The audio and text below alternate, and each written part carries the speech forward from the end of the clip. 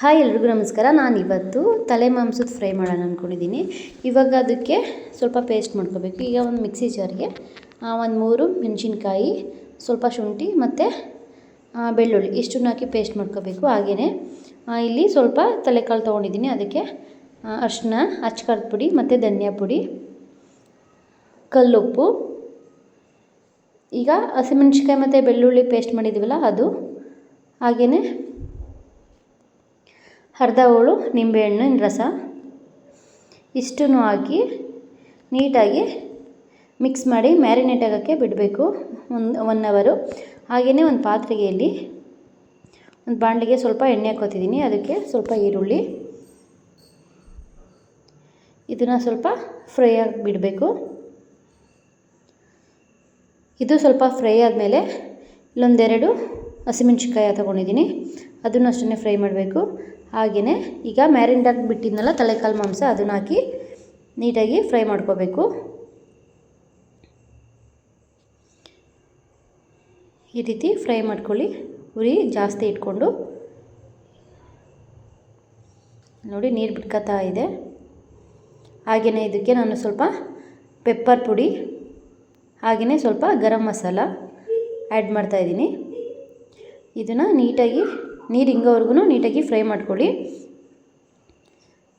ಹಾಗೆ ಇದ್ರದ್ದು ಸ್ವಲ್ಪ ಫ್ರೈ ಆದಮೇಲೆ ಇದಕ್ಕೆ ಸ್ವಲ್ಪ ನಾನು ನೀರು ಆ್ಯಡ್ ಮಾಡ್ತೀನಿ.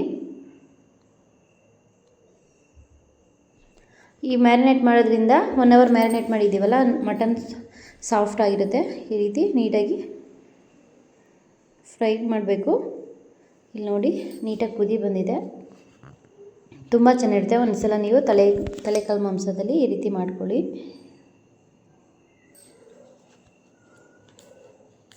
ನೋಡಿ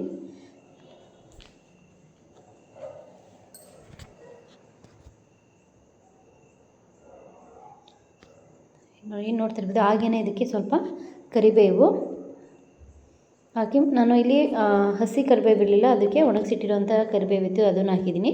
ನೀವು ಬೇಕಾದ್ರೆ ಹಸಿ ಕರಿಬೇವನ್ನ ಹಾಕ್ಬೋದು. ಈ ರೀತಿಯಾಗಿ ನೀಟಾಗಿ ಕುಕ್ ಮಾಡ್ಕೊಳ್ಳಿ.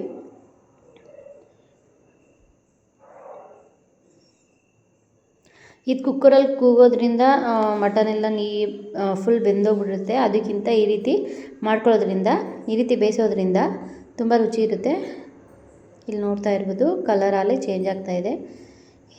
ಇದು ನೀಟಾಗಿ ಕುಕ್ ಆದಮೇಲೆ ಇದಕ್ಕೆ ಕಟ್ ಮಾಡಿರುವಂಥ ಕೊತ್ತಂಬರಿ ಸೊಪ್ಪು ಹಾಕ್ಕೋಬೇಕು ಲಾಸ್ಟಲ್ಲಿ.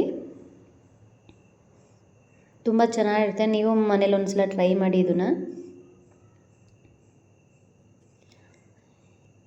ಇದನ್ನು ನಾವು ಒಂದು 45 ನಿಮಿಷನಾದರೂ ಇದು ಚೆನ್ನಾಗಿ ಬೇಯಿಸ್ಕೋಬೇಕು. ತುಂಬ ಚೆನ್ನಾಗಿರುತ್ತೆ, ಒಳ್ಳೆ ನಾಲಿಗೆಗೆ ಒಳ್ಳೆ ರುಚಿ ಕೊಡುತ್ತೆ. ನೋಡ್ತಾ ಇರ್ಬೋದು ಕಲರ್, ನೀವು ಎಷ್ಟು ಚೆನ್ನಾಗಿ ಕಲರ್ ಬಿಟ್ಕೊಂಡೈತೆ ನೋಡಿ. ಇವಾಗ ತಲೆಕಾಲು ಮಾಂಸದ ಫ್ರೈ ರೆಡಿ ಆಯಿತು. ತುಂಬ ಚೆನ್ನಾಗಿರುತ್ತೆ.